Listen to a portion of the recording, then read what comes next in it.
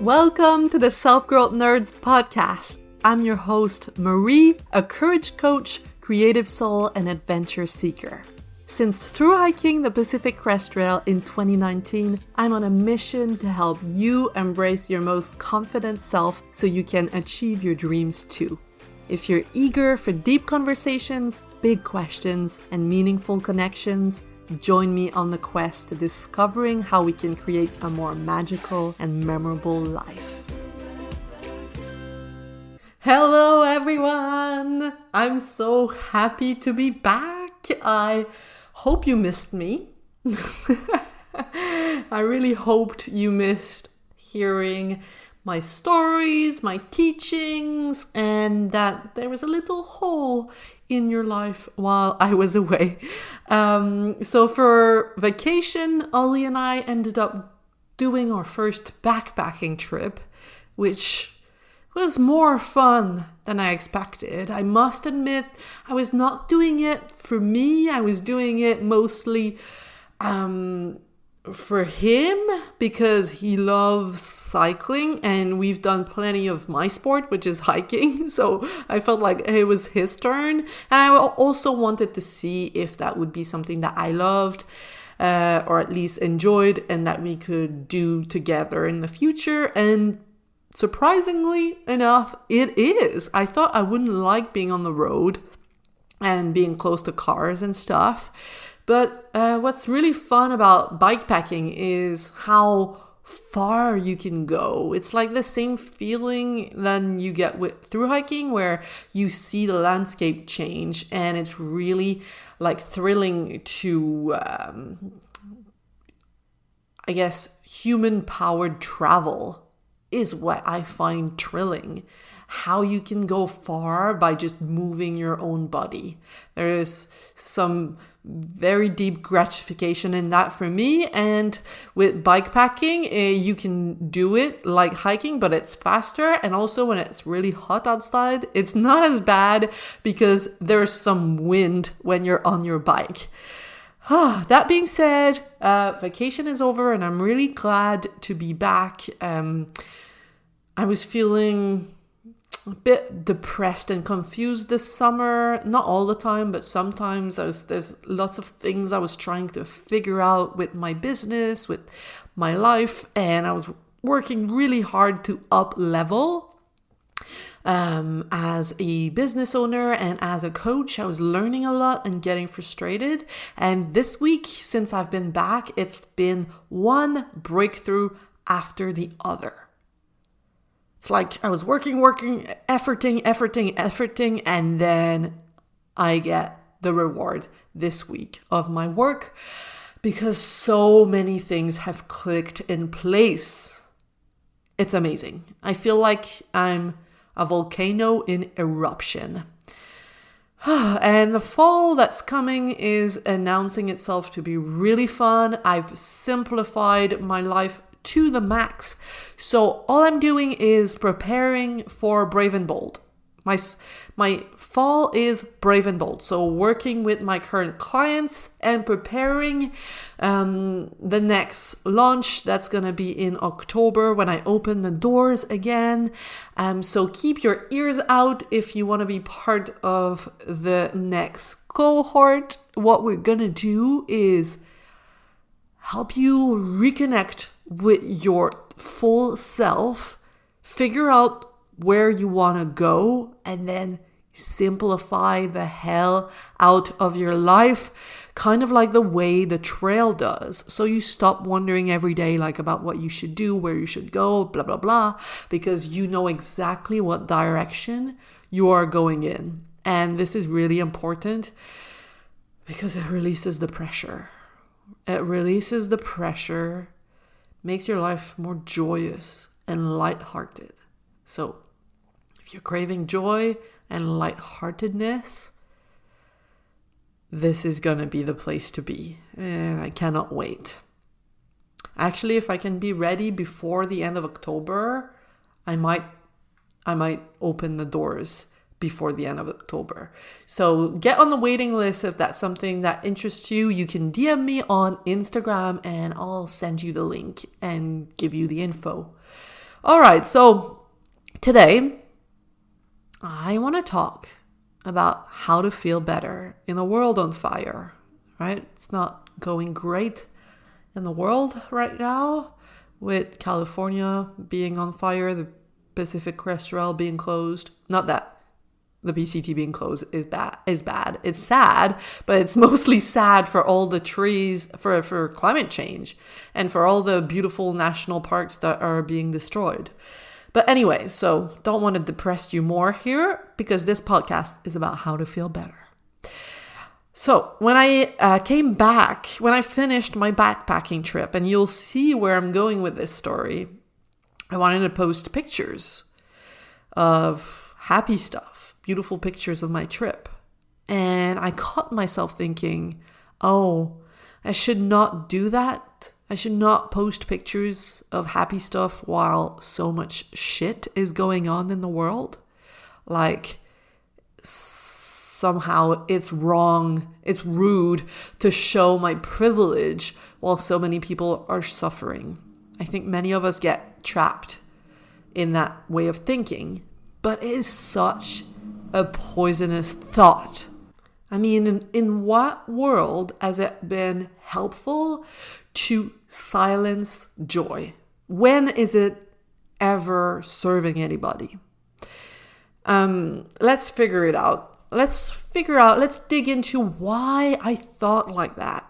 So one of the underlying thoughts was, well, someone might see it and think I'm being insensitive to their struggle. I don't want to seem like a bad person. I don't want to seem like I have no empathy. But that is trying to control what we do so that others think and feel in a certain way. But we cannot control how others think and feel. We can't. I posted those pictures. I did in the end post them. And perhaps someone somewhere thought, oh, she is so happy. She doesn't realize that there's like the world is falling to pieces. How insensitive. So someone might have thought that, and somebody else might have thought, oh, I'm so happy she's having a good time. This lifts me up, and seeing her smile makes me smile. I don't know. So we cannot control how people think and feel, because you might do one thing and have a million different reactions. So keep that in mind. Now, I know it's hard when you are like a sensitive person or an empathetic person to feel good when you hear about everything that's going wrong. I know it can be hard. So I'm going to give you 3 steps today to feeling better right now about the world that we live in. Or not about the world, but to feel better in this world. Okay? Step 1. And this is going to be really important. I urge you to share this episode so that we can raise everyone's vibrations, raise everyone's joy level, because we need more joy in the world right now. So, okay, focus. Step 1, give yourself the permission to see what is going on and to feel whatever it is you are feeling. Siri thinks I'm talking to it. Siri, I'm not talking to you. I'm just telling the podcast listeners to give themselves the permission to see what's going on in the world and to allow any feeling that comes up. So, if you feel sad, allow for sadness. Hang out in the sadness without necessarily acting on the sadness by either doing things like consuming more news in an obsessive manner, donating impulsively, eating your feelings, over drinking to ease your anxiety. There's a bunch of stuff we do. Instead, we gotta sit in the sadness. You can also be furious if that's what comes up. Allow for the feeling without shouting at your friends who disagree with you. Okay? You can be angry. You can be angry and do nothing out of anger. Okay? Feelings are sensations in your body that are created by your thoughts. So if you feel immensely sad when thinking about, for example, how the government handles climate change and the environment and the natural disasters that this leads to, remember that the government is not causing your sadness. Your thoughts are. You might be thinking something like, this is wrong.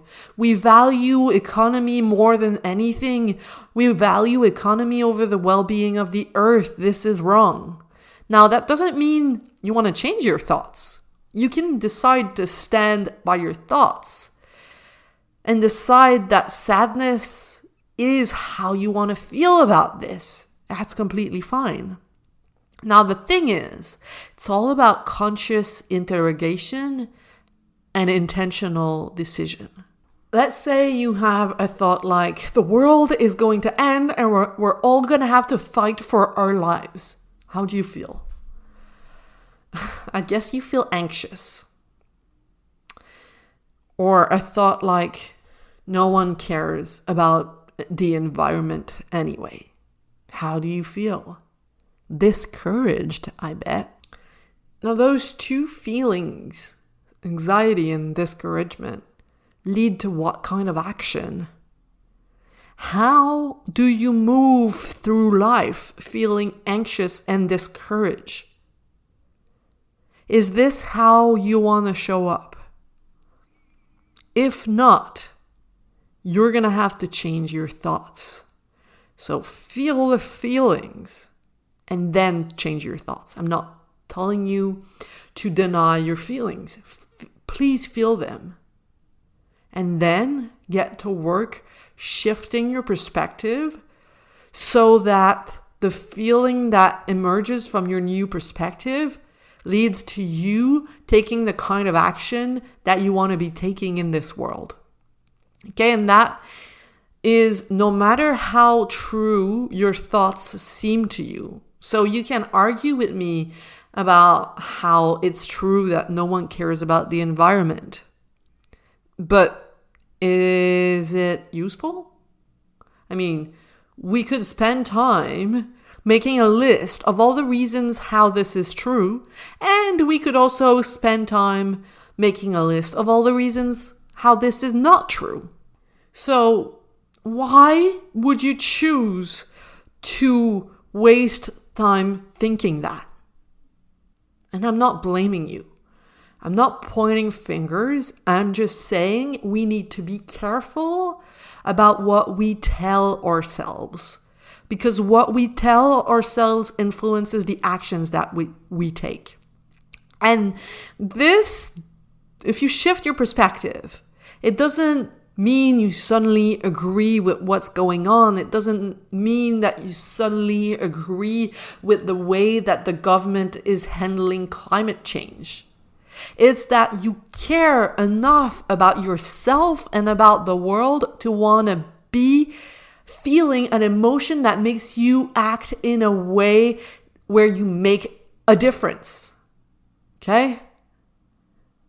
If you see a bunch of people building a shelter in a storm, you don't look at them and think about how they're doing it wrong or whether or not you are good enough to join them. Okay? No, you think, okay, how can I help? How can I show up? Maybe I can go get some drinks for them. Maybe I can hold the hammer. Maybe I can hold the umbrella above someone's head. How do I want to participate in this thing that we're trying to do called life? Okay? How do I want to participate?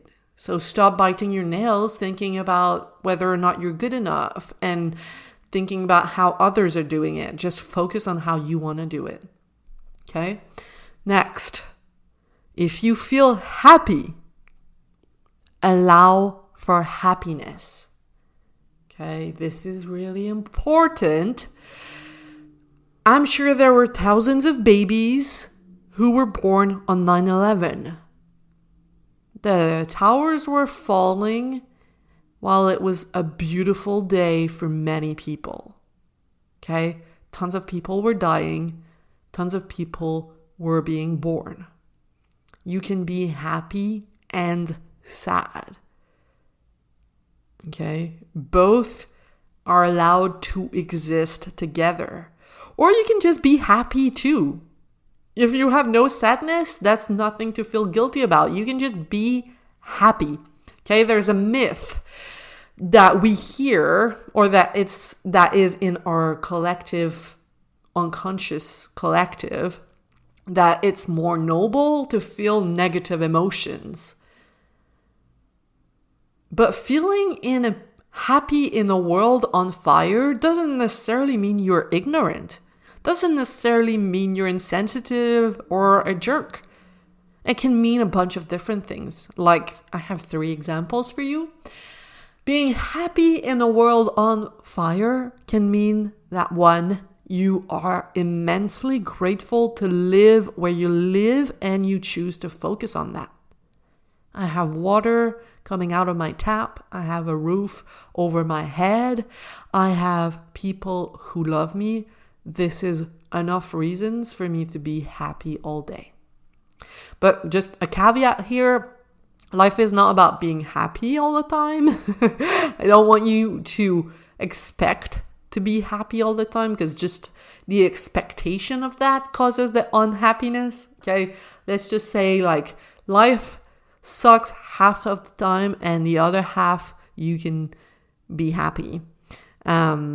Okay, back to the regular programming. Number two reason to be happy in the world on fire is perhaps you believe that your joy is contagious, and that if everyone focused on their own joy whenever possible, the world would be a different place. So you want to lead by example.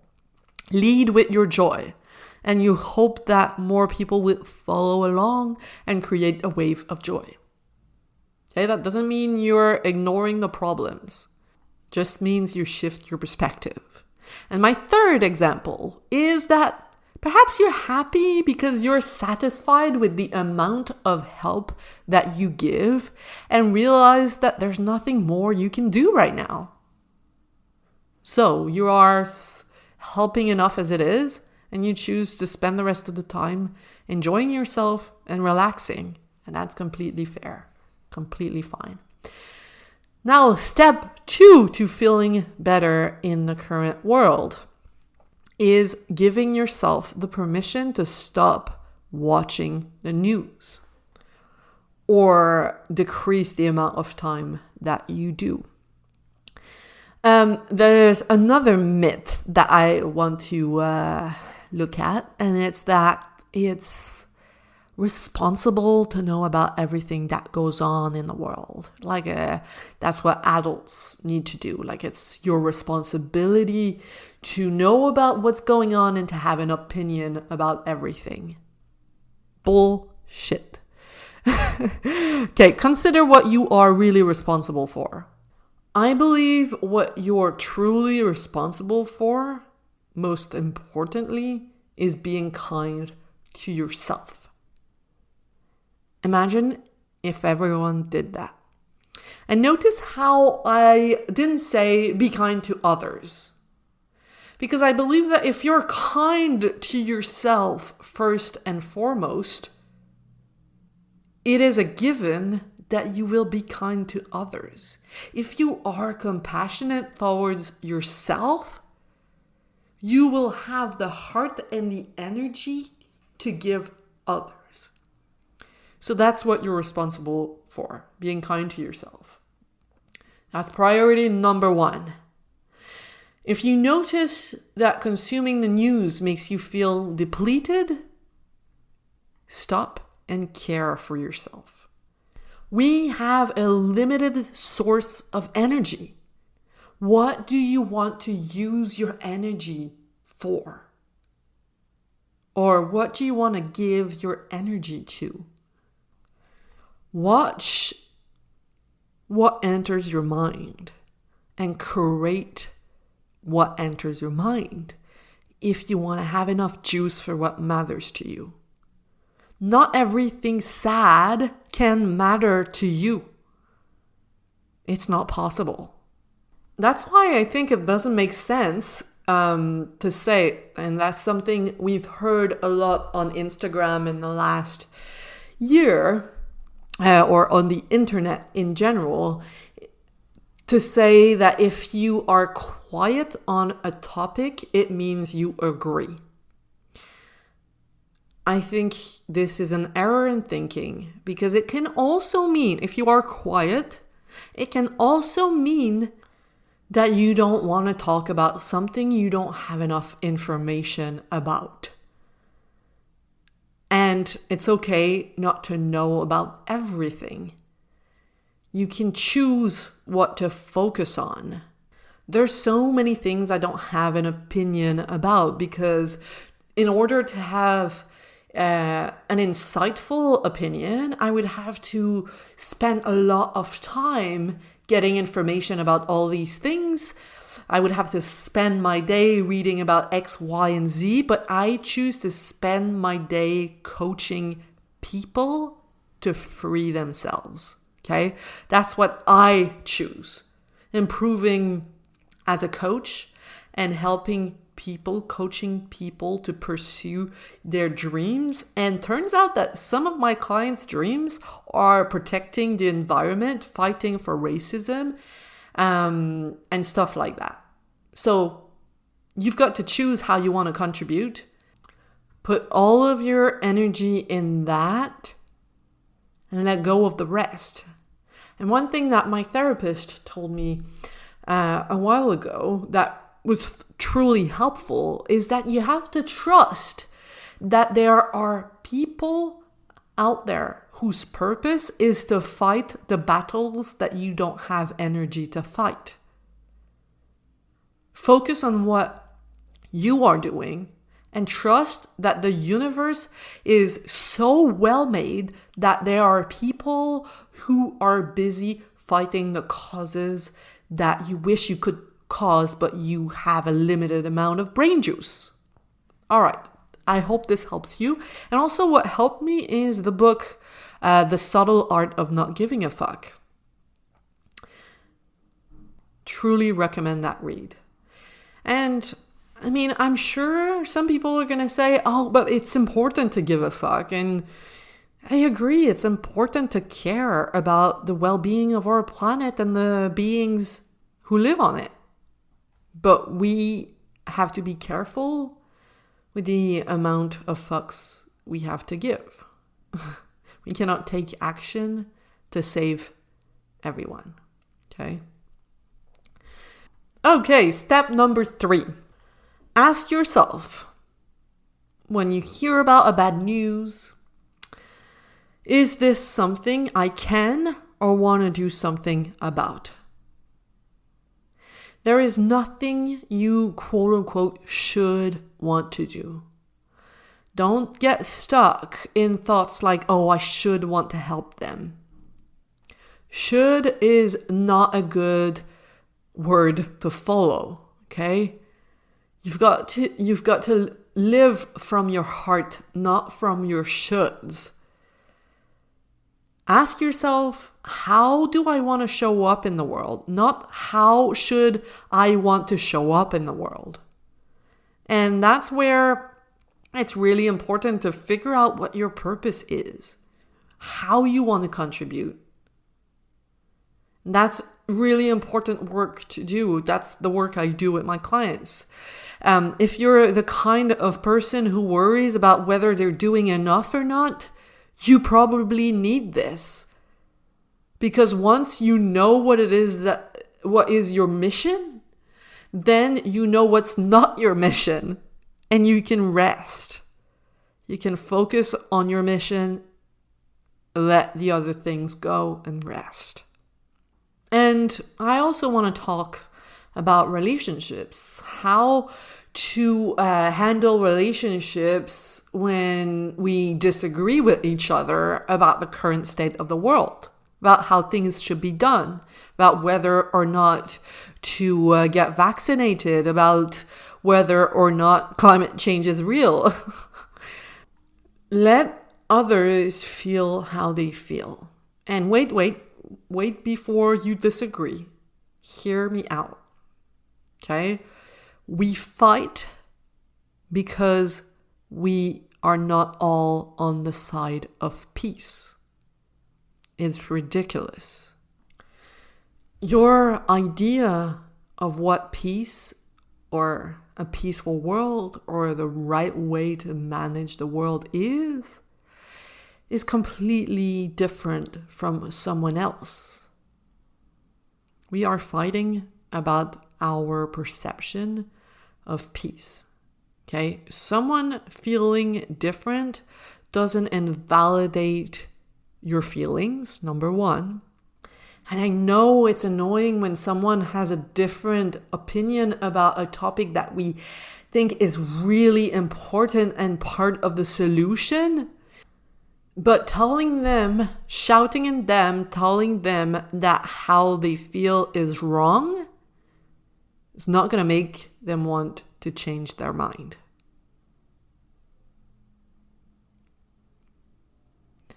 Okay? I'm going to say that again. Shouting at people, telling them they're wrong to feel the way that they feel is not going to change how they feel. Or it might change how they feel, but it's not going to make them feel like you. And, I don't have the truth here. I'm sharing the way I see things. And I'm open to having conversation. I think conversations are the way to go. Another thing about relationships that I think is really important is if someone is having a hard time, empathy doesn't mean bringing yourself down to their vibration. If they're in a low mood, you going down to a low mood under the guise of empathy doesn't work. I remember sitting with a friend at the beginning of COVID, and she was having a really, really, really tough time. And that's fine. But I, at this moment, was having a really good time. I was discovering what I really wanted to do. I was taking time off of the work that was not aligned with my purpose. And I was lucky enough to get money from the government to explore what I wanted to do instead. So there was a lot of excitement and discovery in my life. So I'm sitting with this friend who's having a really tough time, and we're in two completely different places. Now, what's the right thing to do there? I felt guilty, so in the moment I tried to match her energy to feel like she did. And when I went home after our time together, I was super depleted. And I don't think it served me, and I don't think it served her either. If I could go back, I would instead just listen, make space for their pain. You don't go, just be positive, which is kind of like what I also did. Brought myself down to their energy level. And then I was like, but we need to be positive. That doesn't make anyone feel better. No, I wish I could go back and just listen, make space for the pain, not offer a solution. Just sit with them.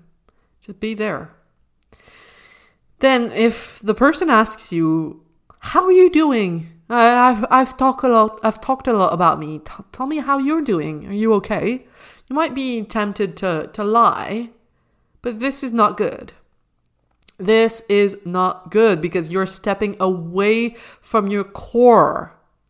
We have enough of one person being down. Imagine if we all calibrated ourselves to what people are going through right now in Afghanistan. we would feel angry or sad all the time. And do those feelings lead to taking action that fixes the problem? Do these feelings lead to finding creative solutions? No. What does it lead to? It leads to crying in a ball on the floor or shouting at everyone who disagrees. And don't get me wrong, I think anger is necessary, but it's a balance. Yes, anger can lead to change, but excess of anger can lead someone into dark corners. It's a balance. Someone might be having the most heartbreaking time in their life, and the sun still shines. We have to be able to hold that nuance. Okay? I'm not saying get rid of negative emotion. I'm encouraging self-awareness. Ask yourself what's sustainable. Take responsibility, because at the end of the day, you're responsible for how you think and how you feel, and you won't be able to fight for change if you feel anxious and have acid reflux all the time. And remember, it's so easy to focus on what's going wrong in the world because we were wired that way. It's not your fault. We are wired that way to look for danger and to zero in on it in order to protect ourselves. But we're not in the wild anymore with predators everywhere. And we need to practice looking at everything that's going right, all the undeniable, precious progress, at least as much, if not more, than we focus on what's going wrong. Because what we focus on multiplies. So let's spend time focusing on the joy. All right. I'm going to speak to you next week. And just so you know, I have good news. My trail prints, so my illustrations of the Pacific Crest Trail Terminus, the Appalachian Trail Katahdin Summit, and the Continental Divide Terminus are now for sale on Society6. So it's an amazing gift if you know someone who just finished hiking or has always dreamt of hiking one of those trails, or just if you're a thru hiker that is nostalgic or who wants to focus on their goals. So go to my Instagram and there's the link in my bio for that. And also the pre-trail workbook and the post-trail workbooks are now for sale too. I don't know if they're live, but they should be. Also check on my Instagram for that. The workbooks, the pre-trail and post-trail workbooks are amazing introspective journeys to do before you go on the long distance hike and after you come back. All right, that's it for me today. Have a wonderful week. Bye-bye.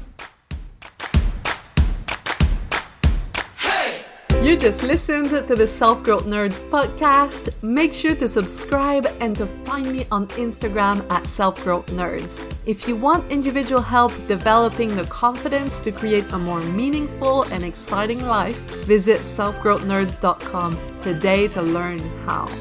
Finally, I want to thank my friend Etienne Galano for editing this, and I want to thank you, kind-hearted souls, for growing into your truest, most courageous selves every day and making this world a better, more beautiful place.